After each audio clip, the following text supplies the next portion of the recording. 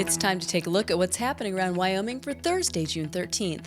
I'm Wendy Corr, bringing you headlines from the Cowboy State Daily newsroom, presented by Cheyenne Frontier Days. Starting July 19th, from sunup to sundown, there's something for everyone. Check it out at cfdrodeo.com.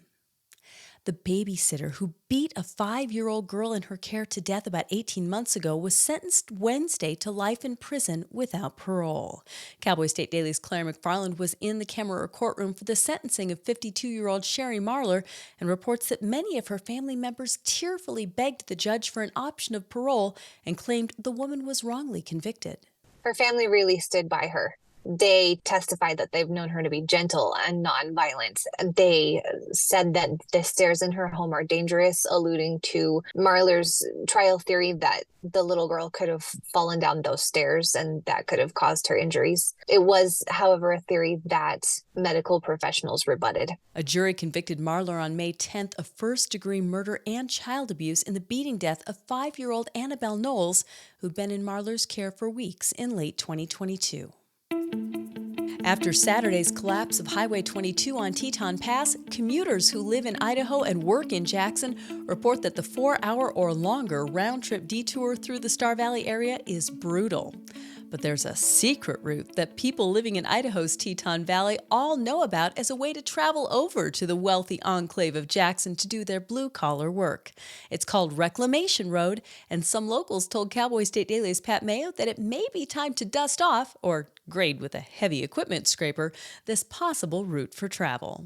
Everybody around here seems to know about this alternative route that you can do, which is difficult, but it's doable if you don't like traffic, which many people don't. It's called the Reclamation Road route, and it takes you north of Jackson about 20 miles or so. But, when I took, I didn't go the whole route because I don't have a high clearance vehicle. Like a Jeep. It could get a little dicey in some spots, too. The loss of Teton Pass in Wyoming is a crushing blow to the Idahoans. Tourism is feeling the slowdown on the Idaho side of the border, and pocketbooks are feeling a little lighter with the extra dollars that everyone's paying for gasoline at the pump. A Gillette resident is accusing organizers of a recently submitted petition for a property tax initiative of illegally collecting signatures at post offices and county courthouses around Wyoming. Cowboy State Daily's Leo Wolfson spoke with Secretary of State Chuck Gray, who says the complaint by Dale Janota is bogus. He said that it's actually rather disturbing that this complaint was made, and he thinks they were fully legal to do what they did. Wyoming state law does not address the issue of where signatures can be gathered. It's important to note that Gray has been a big supporter of this property tax initiative, calling it a grassroots effort for the people.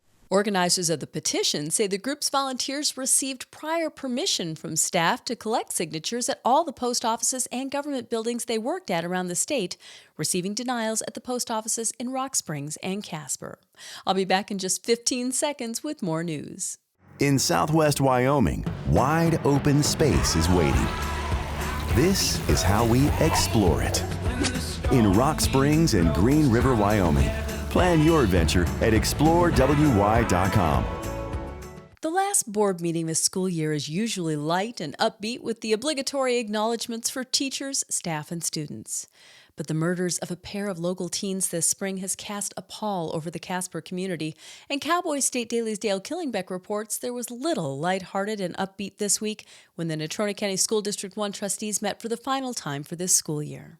People were pretty open to talk about, the hardship of the past year. And one of the board members was just saying that, they've experienced 2 suicides, 2 murders. She's a former teacher and that she just doesn't get what's going on. Superintendent Mike Jennings, in his last meeting before retirement, said the district has worked hard to ensure that schools have a learning environment. He characterized 85 to 90% of the students in the district as being very successful.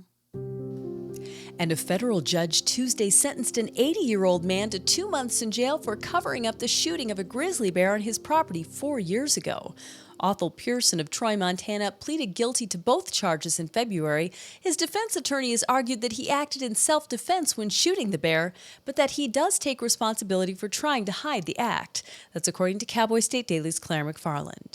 Investigators had written in the affidavit that this was a really calculated concealment. He cut off bear claws, he cut off the tagged ear.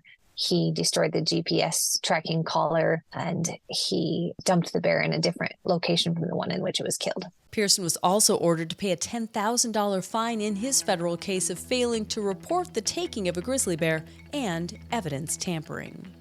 And that's today's news. Get your free digital subscription to Wyoming's only statewide newspaper by hitting the daily newsletter button on cowboystatedaily.com.